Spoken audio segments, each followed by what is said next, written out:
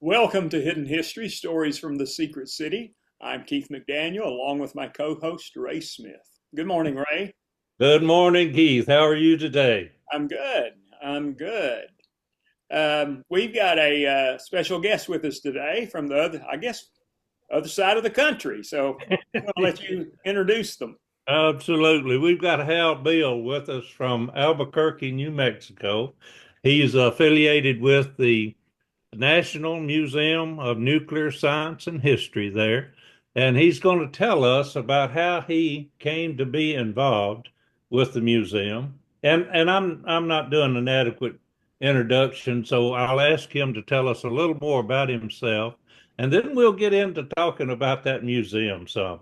I've been there, and it is an amazing museum. So let's talk about it a little bit. Hal, tell us a little more about yourself. Okay, number one, I'm 102 years old. Okay, very good. I was born Congratulations. in 1922, which got me out of college at, well, I guess, January 1944 with a degree in aeronautical engineering. Okay. Uh, and the war was going on, and we were in it hot and heavy. So immediately out of college, I went to work in San Diego at Consolidated Vultee Aircraft Corporation. They made the Liberator bombers, and then one rolled off the line every hour. Wow. It was quite amazing. And I was there for almost a year when somebody discovered that I wasn't quite 21 years old, and therefore, by definition, couldn't be essential to the war effort without wearing a uniform. Oh, So they suggested that I enlist in the army. So, oh my. so I did. And at the reception center, of course, they ask you, well, what can you do what do you know that you can Yeah. contribute to the war effort in the military? And so I waved a copy of my diploma and a letter from the chief engineer at Convair, who said that I knew absolutely everything that there was to know about the airplanes they made, which was a blatant lie because he was a friend of mine. Yeah. So they said, well, okay, we're going to put you in the Air Corps, of course. This is great. And then somebody else came along and said, but by the way, do you have any military experience?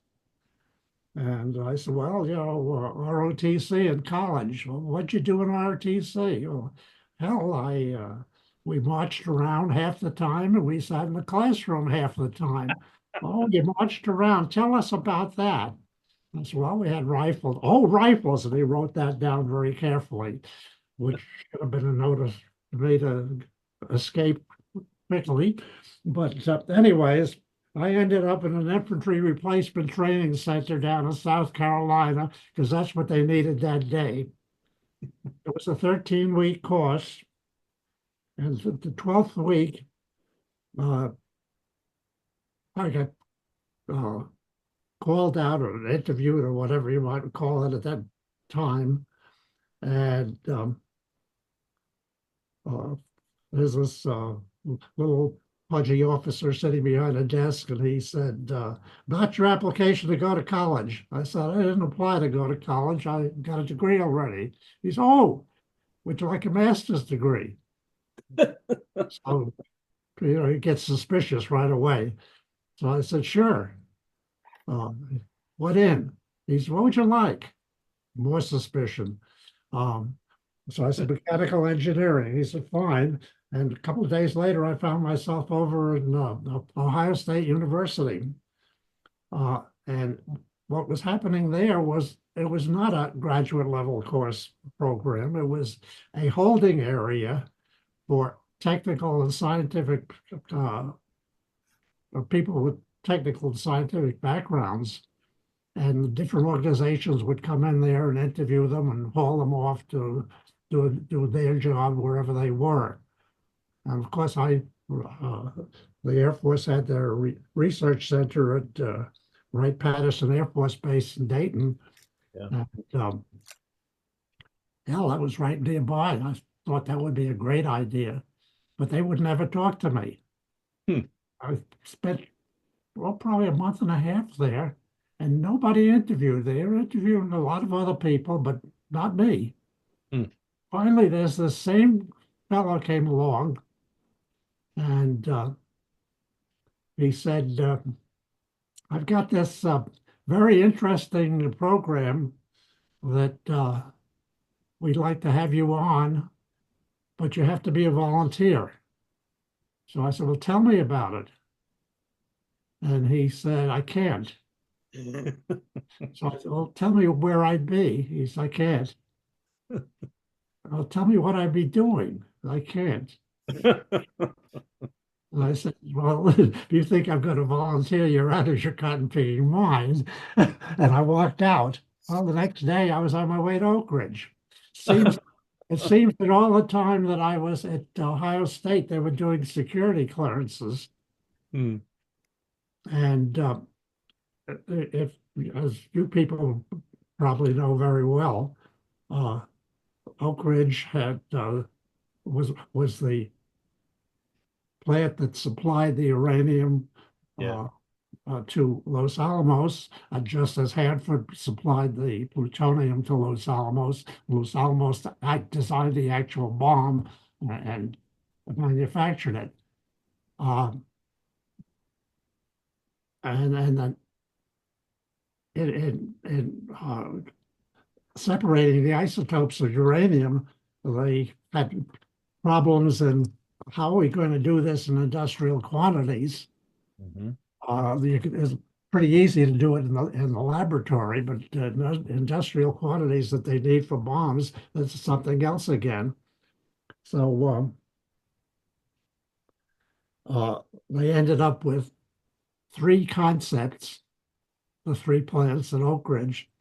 And because they were so worried about the Germans who actually discovered fission, they couldn't, somebody quite smart, I don't know who it was, decided that they couldn't get down to one plant because if it didn't work, we'd be a year behind the Germans. Mm-hmm. So we'd have to start all over again. So they built the three complete plants, and then also somebody quite smart in the Army decided that not to let the Army actually run it, but called in the three major chemical companies in the United States to run them. Yeah. And I ended up in the K-25 diffusion plant that was run by Union Carbide. And Uh-huh. they assigned us, first of all, to the special engineer detachment, which was, oh, I don't know, I think a total of what, maybe 1,500, 2,000 people if you added them all together in all the different Yeah. locations. Yeah, I think you're right. And all of whom had degrees or experience in some form of science and technology. So I was the second person in the laboratory at the K-25 plant. And as the second person in the laboratory, why obviously I became the assistant supervisor.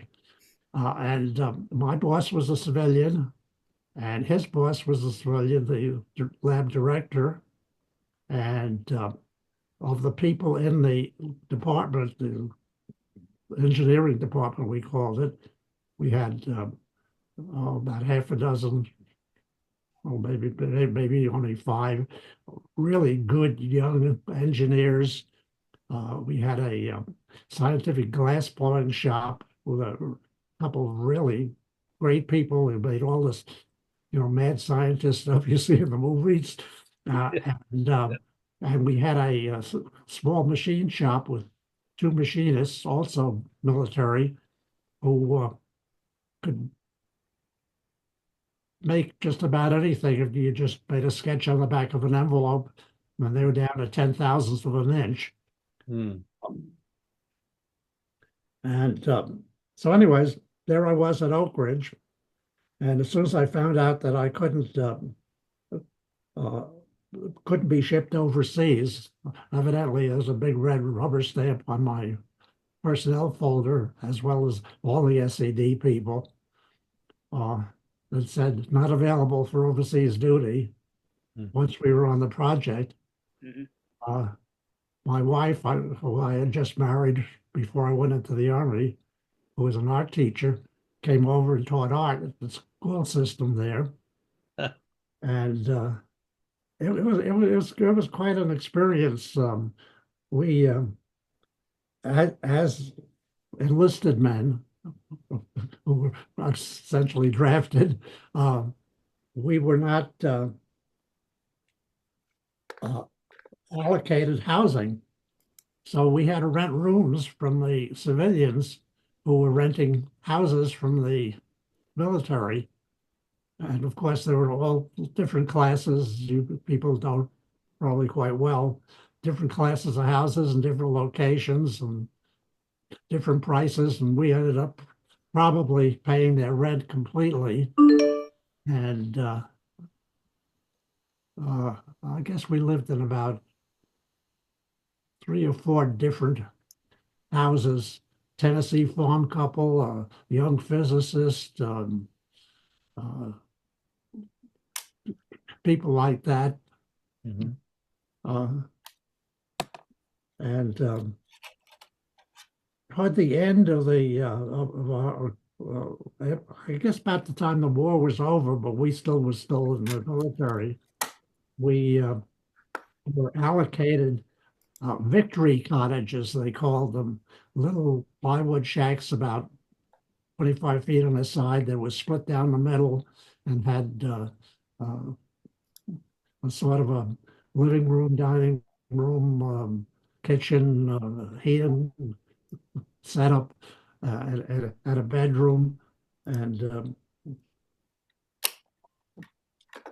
so we had one half of it, and other people, Doug Crossland, who ended up being the facilities manager at Rocky Flats before he retired, was on the other side with his wife, Jean. And well, let's see. How long did you stay in Oak Ridge? It wasn't more than 2 years the most. Okay. When we got there. And well, of course, when the war was over, we had, I don't know what, 2 million people in uniform, and everybody wanted to get out of the services. Yeah. And so they set up a point system for being discharged. And the point system was something like 1 point for every month in the service, and another point for every month overseas, and then points for every medal and points for every campaign. And of course, we who were in Tennessee for the whole war were so far down on that totem pole, it was pathetic. But most of industry started screaming at the military and said, we want to get back into normal operations, and you got all of our middle management, young engineers. We got all the hillbillies that'll sweep the floors, and we got all old 60-year-old PhDs, but everybody in between we haven't got. Yeah. So they came out with a War Department directive that said that if you had a degree in science or engineering, and if you had a job waiting for you in a reputable civilian scientific organization, you could request your discharge and get it. So Doug and I ended up getting out of the Army together at the same time, Fort McPherson, Georgia, lovely place. And both of us went to Boeing in Seattle. Boeing had just heard about this jet propulsion stuff and set up a little group of about 15 engineers in the corner of the plant and said, learn all you can learn about jet propulsion and tell us what we ought to be doing. And we lucked out because while we were at Ohio State, the university experimented with the SED people waiting there for assignment by giving us classes that they had. And the one of the classes that we had was the first graduate level course that was given in jet propulsion, and that kind of fed me for the rest of my life. I ended up with rocket motors, which led me into missiles, and missiles which led me into space launch vehicles, because originally our space launch vehicles were all adapted missiles. And then from space launch vehicles to satellites to an operation. I ended up being a test conductor on a bunch of things, and a couple of satellites actually were my concept that we flew. And I ended up, after many different jobs, in Albuquerque. And I ended up in Albuquerque working for a think tank operation called R&D Associates that was under contract to the Air Force Weapons Laboratory, which doesn't exist anymore, but I think has morphed into the Air Force Research Labs here at Kirtland. And that was, if you remember Reagan's Star Wars. Well, they had the contract on directed energy weapons, lasers, and that type of thing. And that's what I ended up working on there. Wow. And so one day, after I'd been in Albuquerque for a couple of years, I was looking through my stuff and I found that I had some old things from Oak Ridge. I had a map of the city, and I had that booklet that they gave everybody that came in that told them all the things they couldn't do. All right. And a bunch of other things. And I went over to the base and talked to this sharp young lady who was a Department of Energy employee, but who was running the museum for the government. And I said, "Hey, can you use these things?" Well, 15 minutes later, I walked out of there, and I was a charter member of the foundation, and I was a charter member of the foundation, and I was a member of the board of directors, and a few other things like that. And I've been on it for now. I got my 35-year. I don't know what you'd call it. Is it a certificate? Oh, no. While I'm talking to you, I will get it and hold it up. Okay, all right.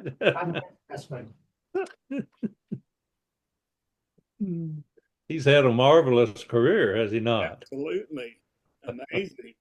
That's amazing what he's been doing. Oh, let's see. Yes. Oh, good. Yeah, Chief Scrounger. okay. Outstanding. Yes. That's good. Recognizing 35 years of dedicated service. Yeah. So anyways, I've been working with Sandy a lot. Yeah. She's a very sharp young lady and really knows everything that goes on in the museum and everything that's in the museum. We can't talk about you in the early museum without letting you mention Jim Walter.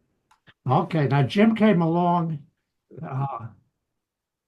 golly, must have been 25, 30 years ago. Yeah. He had been, I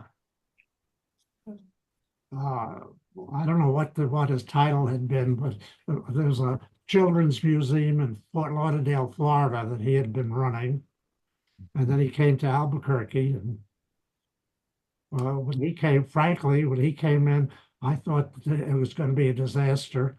It only worked for a children's museum, and Yeah. I had kids who lived in Fort Lauderdale, and I went to the museum, and boy, I didn't like the way it was being run at all.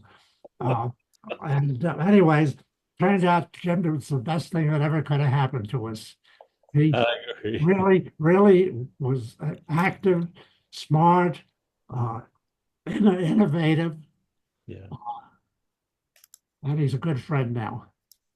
He's a good friend of mine as well. We've actually brought him to Oak Ridge a few times to help us with the American Museum of Science and Energy here and the transitions that we've made over time. We're about, oh, I don't know, 15, 20 years, some amount of time behind the kind of transition that the National Museum of Nuclear Science and History has gone through with the Department of Energy. And we now have the American Museum of Science and Energy Foundation that's running the AMSI Museum for the Department of Energy. So he's helped us a lot in those transitions. Yeah, he's quite good. Yeah. So incidentally, I didn't tell you the Victory Cottage that we ended up living in for about 6 months before we got discharged Yeah. was 721 Raccoon Avenue. 721 Raccoon Avenue, and I think that's all been demolished. And Yeah. isn't there a Korean Bell or something like that in a park over there now? Yeah. Yeah. That's AK I Bissell think Park. that's just about where the house was. Yeah, that was in the Midtown community. Yeah. And the Midtown Community Center is now the Oak Ridge History Museum that's run by the local historical society here, the Oak Ridge Heritage and Preservation Association. But that original Manhattan Project building is the only building left in that particular area, that Midtown area where your Victory Cottage would have been located. Yeah, this Victory Cottage was kind of interesting. First of all, it was the first place that we young, newly married kids had to ourselves, Yeah. which was great. But it had a big cast iron stove in the main room there that Yeah. had been converted from wood burning to kerosene.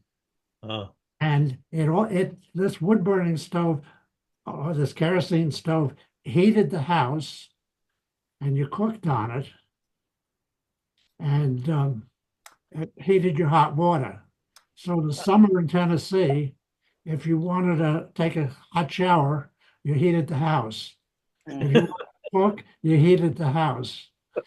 Uh, it was quite interesting. It was also on a hill, yeah. uh, so that there was maybe a 15-foot drop in the back, and we were at street level in the front. And so every time there was a windy day, the wind would come up through the floorboards, and we spent a huge amount of our savings and bought a linoleum rug to put across the floorboards so that the wind wouldn't come up. And you could watch the waves going across as it blew. Oh, innovative solutions to difficult problems. That's great. Anyway, so I've been back to Oak Ridge just once since then. Yeah, Oak Ridge has changed significantly since you were there. Yeah. The east end of Oak Ridge still has some original houses there, but the area where you were it's been changed. In fact, very close to where you lived is now the most modern convention center that we had our first event in this past Wednesday night. And it's right near where the Civic Center is now, is this new convention center. So you're right, that area has changed radically since what you would remember about it. But And and it's the whole city of Oak Ridge, you also have the Founders Wall outside of the City Hall. yes, And you've yes. got a little plaque with my name on it and Oh, good. with my wife's name on it. Yeah, that's there at the Secret City Our teacher and Hal Behl. Yeah. Well, thank you for your contribution. We appreciate that. Bill Wilcox is the one that put that together some years ago, Huh? but it's a good display area that talks about the 7 years when Oak Ridge was behind gates on all the roads coming into it from 1942 to 1949. Okay, let's go back to your involvement with the museum and tell us what has happened over the years as you've you've helped them create some of the displays they have, some of the Well, artifacts and exhibits? because I've been working mostly in the space field and the uh, uh, advanced projects and that type of thing. Uh, I knew an awful lot of people, so we've got some great uh, material on exhibit. We have a lot of uh, military things, aircraft, missiles, and things like that, but only things with a nuclear connotation. In other Mhm. words, the bombers that we have, airplanes that were certified for nuclear weapons, Yeah. the missiles all had warheads that had nuclear. So I knew a lot of people were involved, and I was able to get, for instance, the Titan II missile, which is the biggest one the United States ever made. It was probably anybody in the world ever made. Um, there were about 50 of them, and they had what they call hypergolic propellants, which an oxidizer and a fuel that, when mixed, burned, which is kind of dangerous. And the idea was that you would keep the missiles fueled in their silos, so that if the whistle ever blew, you just press the button and they go off. Yeah. Well, a couple of people, uh, once at Vandenberg, somebody dropped a wrench on one of them and broke a tank, and it blew up and killed a number of people. And there was some other leakages and things like that. So they took them all out of the holes, and they were all useful. So and stored them at San Bernardino, California, at the air base there. Then Congress closed that air base, so the Air Force was trying to figure out where to put them, and decided that they were going to finally found a home for them in Pueblo, Colorado. Well, gee whiz, I wanted one of those missiles for our backyard, and I did a little digging in. I found that the Air Force officer who was in charge of that thing was somebody who had worked in a committee that I had been chairman of, trying to use the Titan IIs for space satellites. And I said, when you guys are driving from California with a missile to Pueblo, Colorado, is it possible to drop one off at the museum? And he said, gee, I'll look into that. And the next day he called me and he said, yeah, we'll do it. Ah, how about that? It's And all in who you know, ain't so it? we got it. And of course, the next thing that happened is somebody called up from the Air Force Museum in Dayton, screaming at this poor gal who was our director, the DOE employee. And we don't even have one in the Air Force Museum. How dare you people? And how did you get it? And blah, blah, blah, blah, blah. So I took the phone away from her and I said, uh, problem we have here is we've got a volunteer that is completely out of control, and we didn't know what he's doing. And all of a sudden, these things showed up. Now, we're not going to give them up, but honestly, we didn't really do anything about it. Well, anyway, so that's how we got it.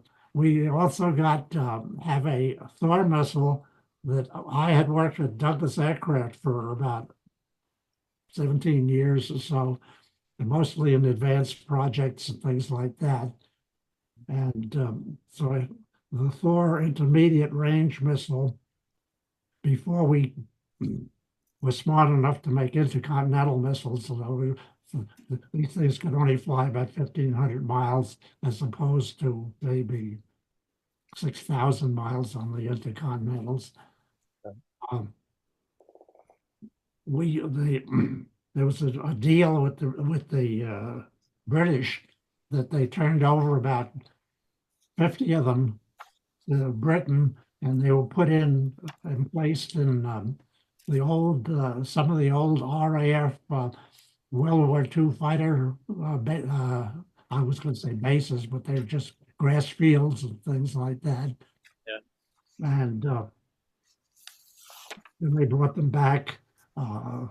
Once we had the Intercontinentals, they brought them back and they refurbished them, kept painted Air Force colors on the side. They had the RAF insignias. And let's see. Well, they ended up doing a lot of things with them and finally ended up with the one that we have now that I got from the Navy. And it turned out I got it from the Navy because it was a Naval Research Laboratory program that had gotten 4 of these missiles from the Navy, who got them from the Air Force. And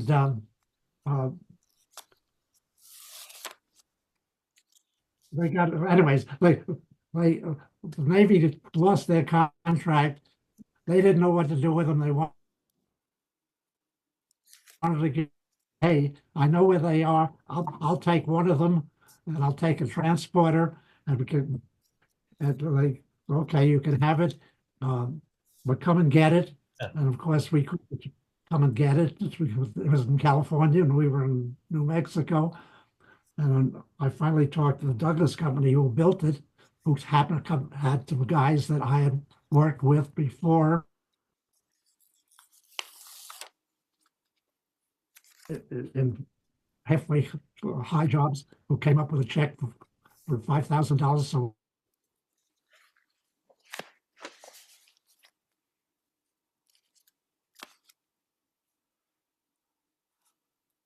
just as those Titans were driven from California to Albuquerque. So Well, that's good to know how all of those really fabulous displays in your backyard, that you were the individual that were able to arrange for those to be there. I mean, you've got some excellent one exhibits. interesting thing was New Mexico has probably got some pretty nasty weather at times. So we had this thorn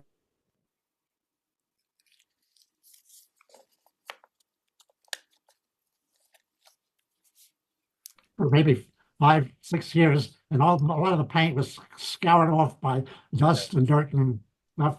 So wonderful volunteers repainted the thing and polished it all up, and we decided to paint it up in the British colors that were worn while it was in Britain, just to make it a little bit more exciting or interesting. And when it was all done, we were going to go ahead and dedicate it. That's one of Jim Walter's ideas. We've had formal dedications whenever we did things.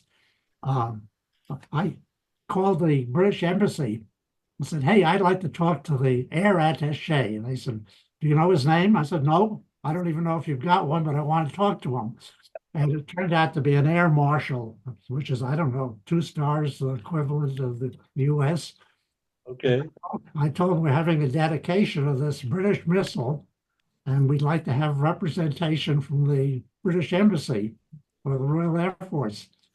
And he said, I think we've got some people there for an exercise. Let me call you back tomorrow. He called me back and he said, I've got a bunch of people there from the Royal Air Force, the RAF, the Royal Canadian Air Force, and the Royal Australian Air Force. How many can you take for your party? I said, how many you got? He said, I got 40. Oh my. So I'm looking at a picture right now of Yeah.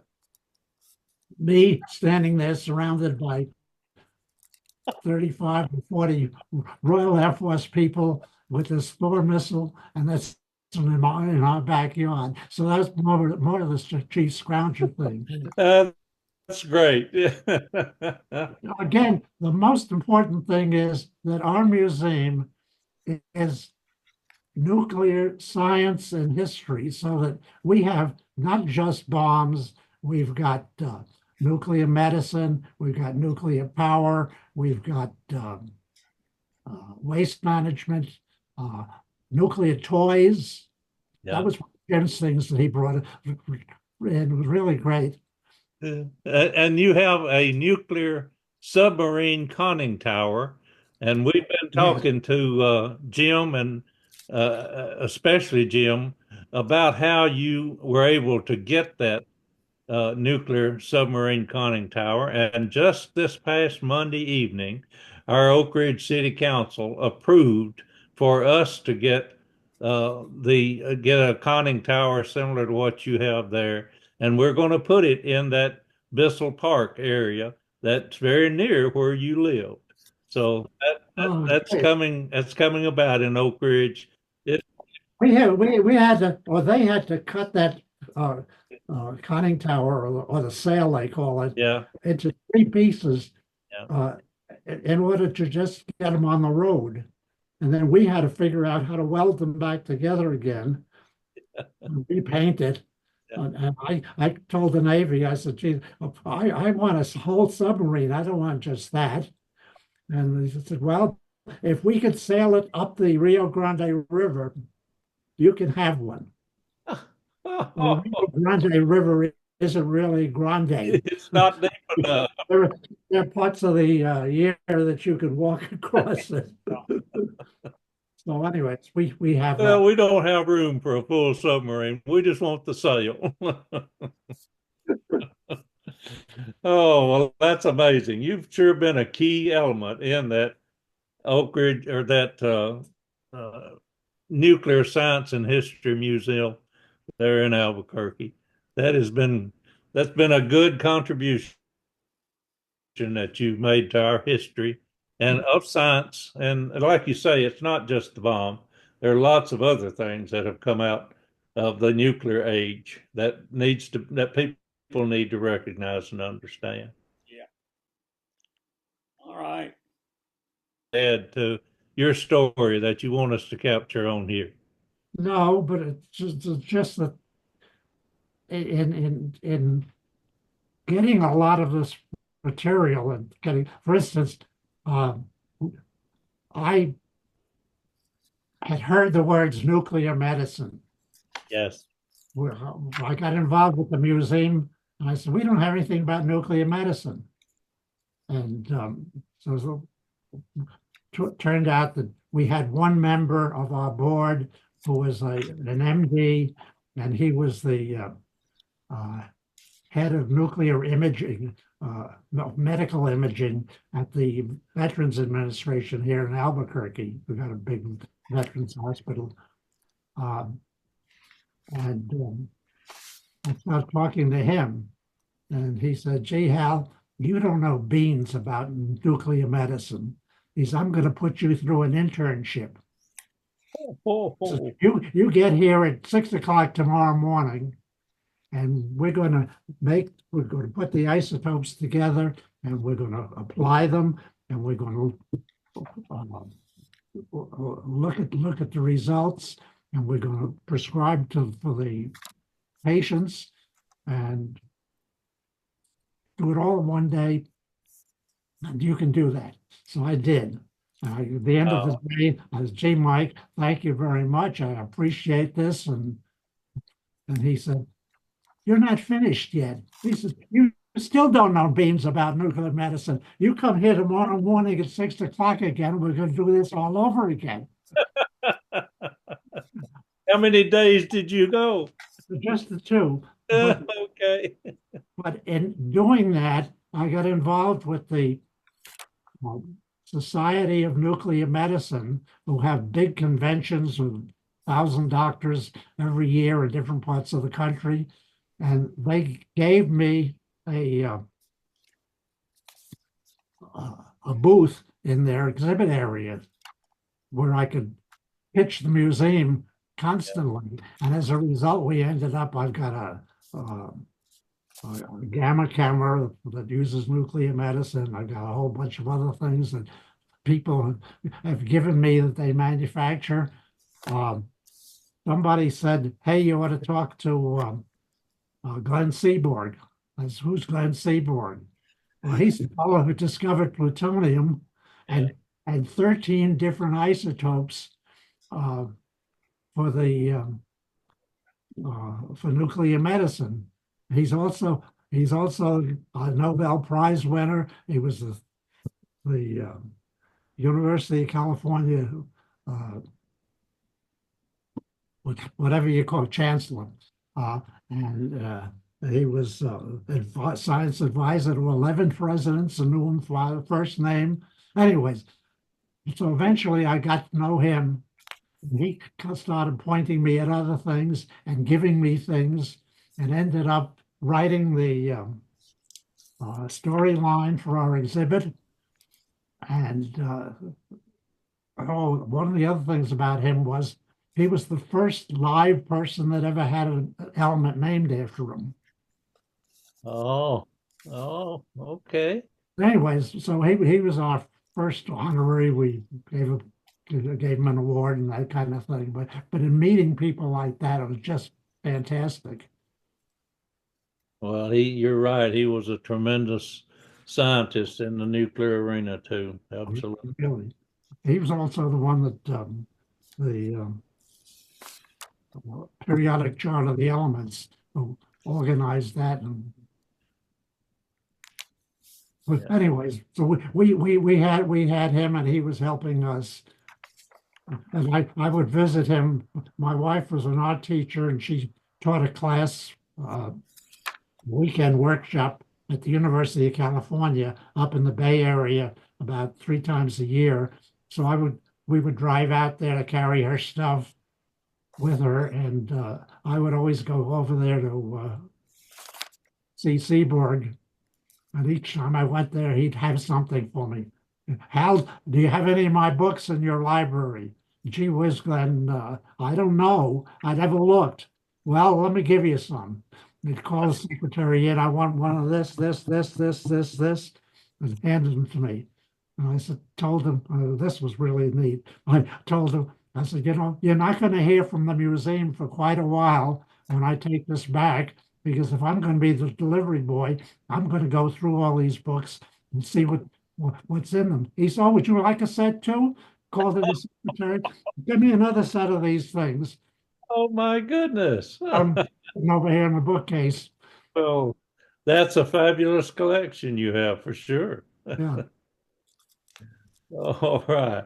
Well, Keith, anything you want to ask him before we let him go? I don't think so. Thank you so much. Yeah, Hal, you've had done a fascinating life and a fascinating story.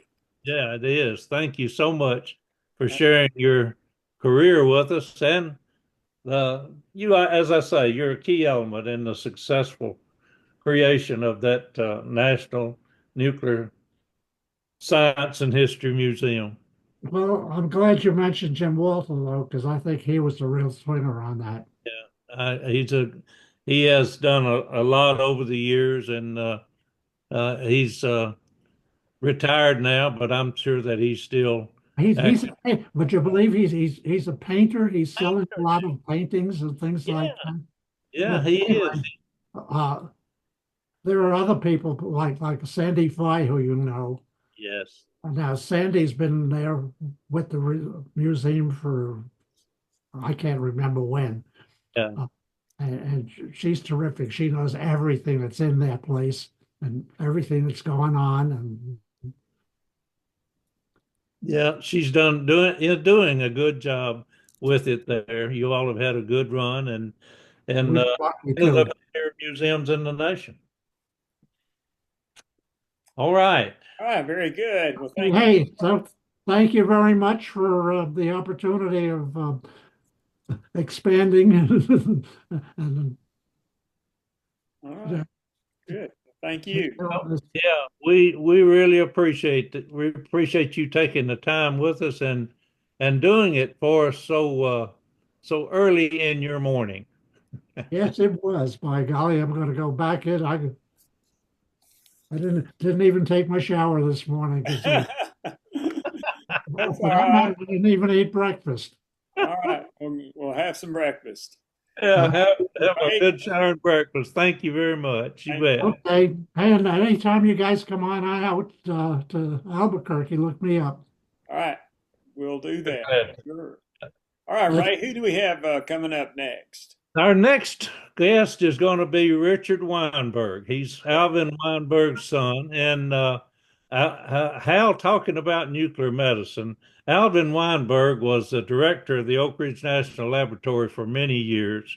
And before he passed away, someone asked him, Alvin, what's the most, now he was involved with uh, Captain Rickover, Admiral Rickover, and helped us start the nuclear navy. That's why we're bringing the submarine sail to Oak Ridge. But he was asked, what's the most important thing Oak Ridge has done for the world? And without any hesitation, he said nuclear medicine helps millions of people every year as being the most significant thing that's ever come out of Oak Ridge. So an interesting thing to know is the exact same equipment that separated the uranium for Little Boy also separated those isotopes that were sent over to the graphite reactor and made radioactive to produce the first nuclear medicine in 1946. So people, his son people Richard is going to be our guest next week, and we've just opened an exhibit in Oak Ridge in the Children's Museum of Alvin Weinberg's papers. They're available online, and Richard was there for the dedication of that exhibit in the museum. And I asked him if he'd come and be on our program, and he'll be our guest next week, Keith. All right, very good. Very good. sounds great. All right, folks. Thanks so much for watching. We'll be back next time with another Hidden History.